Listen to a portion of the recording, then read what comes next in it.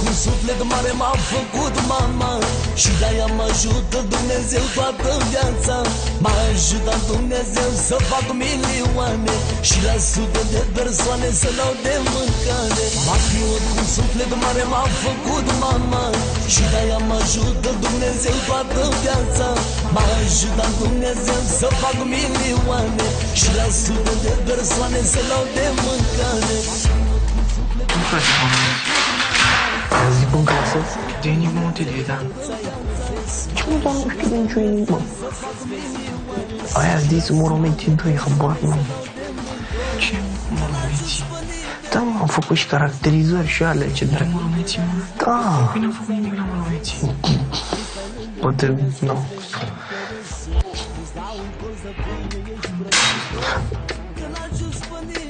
Ați adus banii? Da, poftiți. Bun. Deci asta e taxa de protecție fabrilie, da?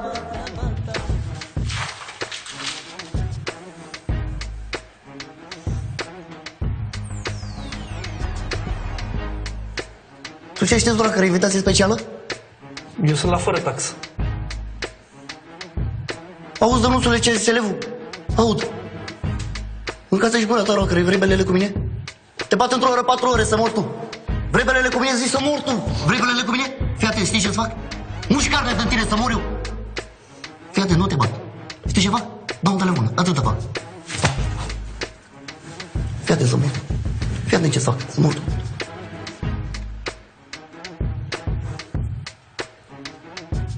Alo, proful de mate?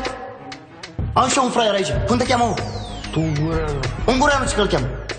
Ce clasă? 12 12 aveți ora acum la ei, iau ce bine. Iau ce bine, numai bine așa. Dar aș vrea și eu să-l ascultați pe fraier. Dăm funcții, dăm integrame de-alea, dăm matrici, tot, full șef. Da. Foarte bine. Gata, roacăre, s-a rezolvat. Ce zici? Ați dispărut? Rauf de aici!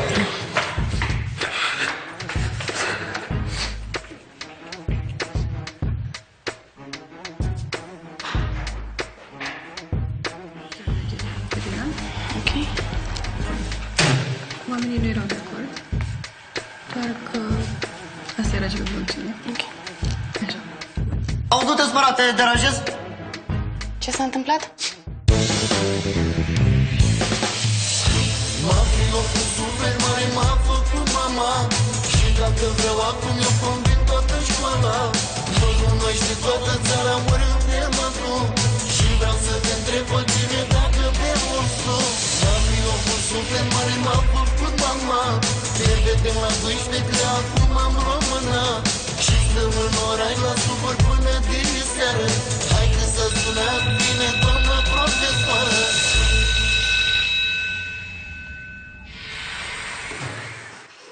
Auzi ce zice soneria? Degeaba mă aude toată școala, Dănuțule, că oricum mai multă lume a auzit de tine.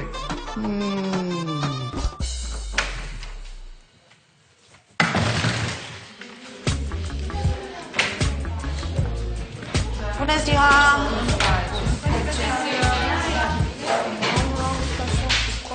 Așa, ce am zis că facem azi? Recapitulare și dăm și note, da? Ia să vedem ce zice catalogul. Unde se deschide, acolo ascultăm, da? Auzi ce zice catalogul? N-am ce notă să-ți mai trec, Dănuțule, că tu oricum ești un băiat de nota 10. Mucanu, ce știi despre Miorița? Ce să știu? Ce n-a ajuns acasă? O fie și cu Loredana, nu știu că... Eu am fost la Han.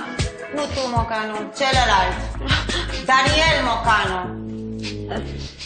Miorița. Oaia Miorița. Auzi ce zice Miorița? N-am ce să-ți mai fac, Dănuțule, că tu oricum o faci mereu de oaie. Mocanu, ce-i în mână? Ai cumva o țigară? Nu, normal că nu. A, nu? M-am speriat. Dar ce e? Eu trabuc pe ce eu fumez țigări ca tu sclaveți ăștia? Liniște! E inadmisibil, Mocanu. Lasă trabucul ăla jos din mână și mâine să vii cu tatăl tău la școală, ai înțeles? Nu poate că n-are voie. De ce? E pedepsit. Nu mi-a dat taxa de protecție pe aprilie și l-am încuiat în baie. Ești incredibil, liniște! Ia stai că te ascult acum să vezi ce doi strântesc. Adevărat? Sadoveanu. Ce știi despre Sadoveanu?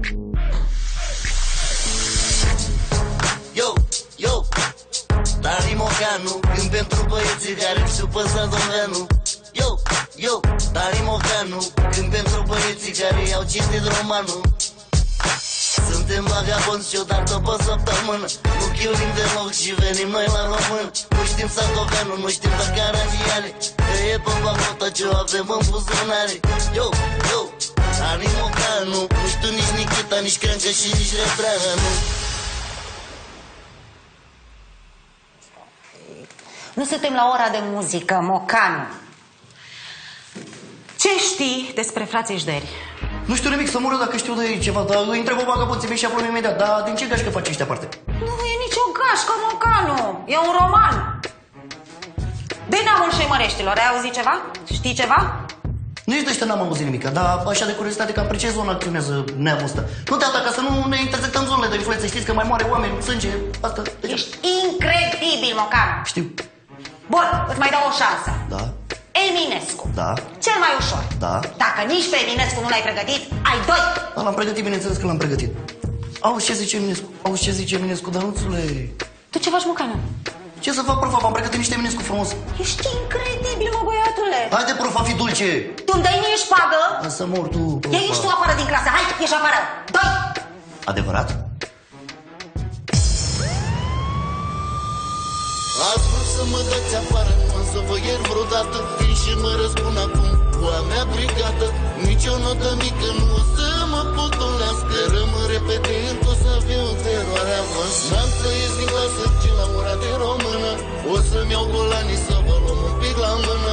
Nici o profesoară nu o să ne potolească. Să intre băieții chiar acum aici în clasă.